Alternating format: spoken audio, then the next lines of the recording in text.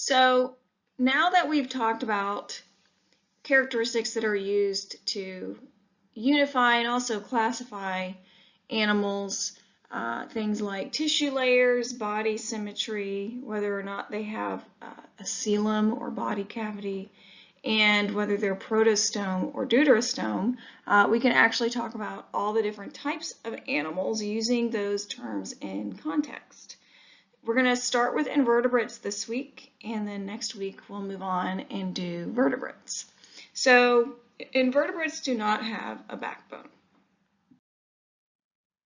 And we're going to go through different types of invertebrates, and we're going to talk about a series of things, including members, some basic structures, how they feed and move and reproduce. And each one should have an evolutionary milestone. So this would be a derived character that helps differentiate them from other groups. And in some cases, it makes them more sophisticated than groups that came before them. So like I said, invertebrates don't have a backbone, and they actually account for 95% of all animal species. And here are some representatives on the slide. And I think it should be said that most of these are actually arthropods. So it's kind of, most of the animal diversity comes from insects. Our first group, Porifera. The phylum is Porifera. The kingdom obviously is Animalia, and an example would be sponges. They are asymmetrical, and they filter feed to obtain food, and they do not move. They can reproduce asexually through budding and regeneration, or they can reproduce sexually. They are multicellular, kind of. They're actually more like colonial protists. So what you can see here is a protist called a calanocyte, and collections of them or colonies of the calanocytes actually make up the sponge, and they have these flagella that help bring in water that has nutrients suspended in it for them to filter feed. So they are the most basic animal that exists, and in my opinion, they're almost more like a colonial protist than they are an animal, but that's why they're at the bottom of the animal phylogeny. All right, next we have the phylum Cnidaria, and this includes jellyfish, which you're familiar with, Hydra, and Hydra are sessile, and they have this little part called the basal disc that actually allows them to stick to a hard surface. And you guys will do a virtual Hydra lab today after we're done with the PowerPoint. It includes anemones and corals. And one major characteristic that unites this group is they have a stinging organelle. So the cell itself is actually called a cnidocyte, and inside of it is the organelle called a nematocyst. They have two tissue layers, and in between those two tissue layers, in yellow here, is a fluid substance called mesoglia. And they bring food in to this area called a gastrovascular cavity. They obtain their nutrients, and then the waste is expelled out through the same opening. So it's said that they have an incomplete digestive tract. And there's two versions. There's the polyp, which we just looked at, and the medusa, which you're probably more familiar with, that you typically see in jellyfish. But corals and hydra and anemones are going to be the polyp version. They do have a nerve net and contractile fibers, so it's almost like they have a nervous system and a muscular system, or the beginnings of one. All right, this is phylum Platyhelminthes, and it includes the harmless planaria worms. And these are usually about the size of your fingernail. They live in fresh water, and they're pretty harmless. They eat other invertebrates. But it also includes flukes and tapeworms, which may be hard to see because my face is on here. But and of course, those are going to be parasitic. They are unsegmented, so it's not like an earthworm that has little segments on it. They're acoelomate, which means they don't have a body cavity. Their mouth parts vary. Some have an incomplete digestive tract. So the flukes, for example, and the tapeworms can absorb nutrients through their skin once they're inside your digestive tract, which is where they live. But planaria will actually have a mouth where they can consume other invertebrates. They can sort of wiggle around using muscles.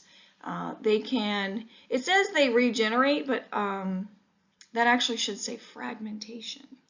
Okay, they can reproduce through fragmentation. Oh dear, ran out of room. Not regeneration. And now we have bilateral symmetry. So they have cephalization. There's a head area, and the left and the right side are symmetrical. So that would be their evolutionary milestone.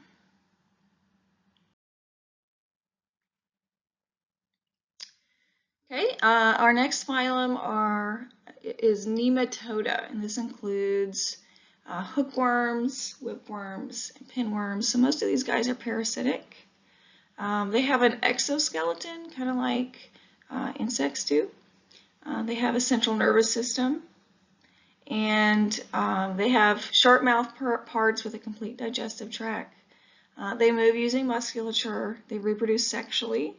And their evolutionary milestone is that they have a pseudocoelom. So they have a body cavity, it's just not completely made of the mesoderm, which is the middle germ layer of tissues.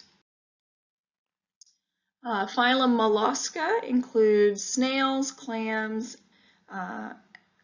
octopi, and squid. So these guys are a highly varied group. Most of them have soft bodies, some have shells. A lot of them have rasping mouth parts. So if you look at a snail, they have what's called a radula, and that's their tongue, and it's sort of like sandpaper that can be used to just scratch up stuff on the surface. And then we have squid and octopi that have beaks. So they still have a rasping mouth part within that beak, but the beak is used to chop up flesh of anything that they're trying to eat.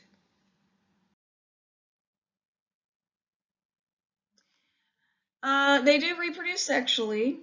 They have muscles, they have a coelom, and something that's interesting is that some of them have a closed circulatory system, which means they have blood vessels, and they have a well-developed brain. So you're going to see that in squid and octopi. Phylum Annelida includes earthworms, leeches, and marine worms, one of which you can't see down here. They are segmented. They have a closed circulatory system, which means they have blood vessels.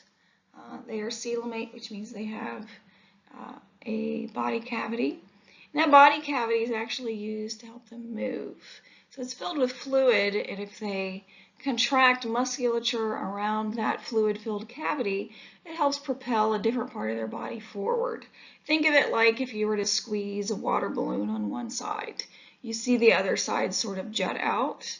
That's part of how they move, is they use their coelom and their musculature. They do have a brain, and they eat organic waste. So they have a complete digestive tract, they have a mouth and an anus, and they're technically detritivores. So detritivores eat decaying matter and help return those nutrients to the soil, which is why a lot of people use them in gardens. Like I said before, they crawl using muscles. They can do regeneration, and it shouldn't say fragmentation on here. They can regenerate lost parts, or they can reproduce sexually. And you can see here their brain, and they have blood vessels, and they have a mouth and anus. So, and body segmentation would be considered their evolutionary milestone. That sort of sets them apart from the invertebrates that we've talked about previously.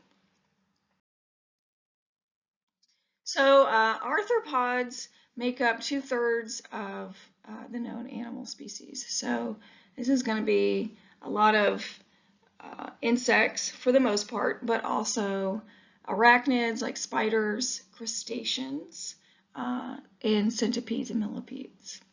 They all have an exoskeleton that's made of chitin, and they have a segmented body, they have a brain, and some of them have well-developed sense organs. So we're getting a little bit more sophisticated. Their mouth parts vary, so like in a fly, they're going to have a sponging mouth part. They could have chewing mandibles like a beetle. They could have piercing mouth parts, and it's hard to see here, but in a butterfly, you're going to see a mouth part that's specially made to get nectar. So lots of different mouth parts. They do have complete digestive tracts. They have jointed appendages. That's their evolutionary milestone. They reproduce sexually, and most of them produce eggs. And these are unique because they can swim, they can crawl, jump, and fly. So they live in all habitats. They live in the air, they live on the ground, and they live in the water, which is part of the reason why they're so widespread. They make up 2/3 of all animal species. Just a little short aside on respiration. So when you think of respiration, you might think lungs. Okay, that's how we respire. And I forgot to mention this earlier, but earthworms respire through their skin. It has to be moist in order for it to work. So if they dry out, or if you were to just put them in water, then they would suffocate. They would either not be able to breathe because they're dried out, or they would drown. Arthropods have developed some unique ways of respiring. Gills, obviously, in some. We also have trachea, which are little tubes, just like your trachea is a tube. There's a little hole on the outside of the organism, and there's a little tube leading into their circulatory system. Spiracles, which are similar, and it's hard to see, but spiracles you'll see in spiders, and also book lungs, which are similar to gills, but they're modified for on land.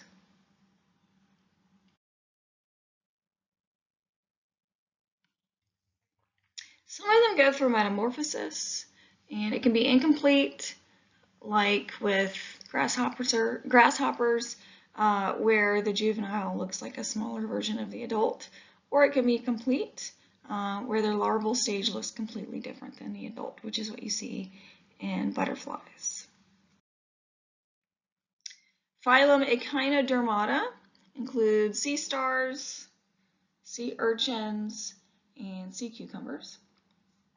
And some of them have bilateral symmetry as larvae, but for the most part, they're going to have radial symmetry. And you might think that that makes them more closely related to cnidarians and sort of set them back evolutionarily, but it's an anomaly. It's a trait that they acquired later. They have a complete digestive tract, so they have a mouth and an anus. Some of them filter feed, some of them graze, some of them are predatory, so lots of different methods of feeding. Some of them are sessile, some move, but slowly. They can regenerate, and I'm sure you're familiar with sea stars that can regenerate limbs. And they're our first deuterostome, which means the anus forms first. The rest of the ones that we've looked at on this PowerPoint are protostomes. So that's where the mouth forms first. And humans are also deuterostomes, so that makes echinoderms our closer ancestors than the other invertebrates. So just an aside on sea star anatomy, I think it's interesting to look at because they seem very simple, but they're pretty complex animals.